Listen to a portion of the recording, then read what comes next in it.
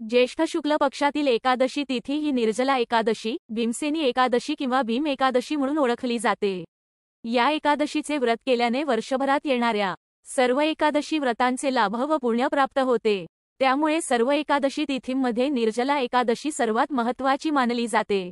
एकादशी तिथी भगवान विष्णूच्या पूजेला समर्पित आहे। यावेळचे निर्जला एकादशीचे व्रत अनेक अर्थाने विशेष असणार आहे, कारण या दिवशी अनेक शुभयोग तयार होणार आहेत।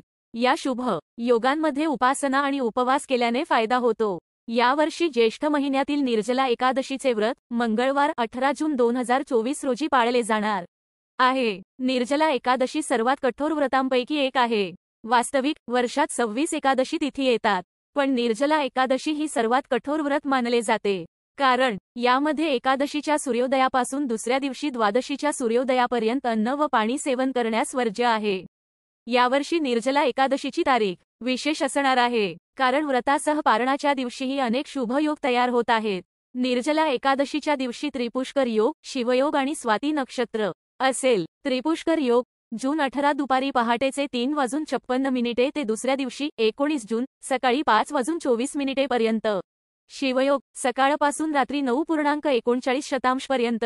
स्वाती नक्षत्र दुपारी 3:56 पर्यंत। उपवासासोबतच यावर्षी निर्जला एकादशीच्या दिवशीही शुभयोग येणार आहे। जून 19 रोजी सकाळी निर्जला एकादशीच्या पारणात सर्वार्थ सिद्धी योग, रवियोग आणि अमृत सिद्धी योग तयार होतील। या शुभ योगांमध्ये पारण केल्याने व्रत सफल होते आणि अक्षय पुण्य प्राप्त होते। निर्जला एकादशीचे महत्त्व जाणून घेऊ। उष्णतेची तीव्र लाट असताना ज्येष्ठ महिन्यात निर्जला एकादशीचे व्रत केले जाते, त्यामुळे धार्मिक आणि आध्यात्मिक महत्त्वासोबतच ही एकादशी जीवनातील पाण्याचे महत्त्वही सांगते। पौराणिक कथेनुसार महर्षी वेदव्यासांच्या सांगण्यावरून महाभारतातील योद्धा भीम यांनीही हे व्रत पाळले होते। तेव्हापासून या एकादशीला भीमसेनी एकादशी असे नाव पडले। निर्जला एकादशी व्रताचे कोणते लाभ होतात हे जाणून घेऊ। काही कारणास्तव एकादशीचे व्रत वर्षभर पाळणे झाले नाही, तर केवळ निर्जला एकादशीचे व्रत केल्याने सर्व एकादशी व्रताचे फळ मिळते।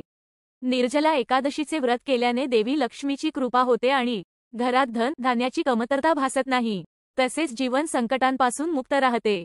हे व्रत दीर्घायुष्य आणि मोक्षप्राप्तीसाठी फलदायी मानले जाते। भीमसेनने मोक्षप्राप्तीसाठी निर्जला एकादशीचे व्रतही केले।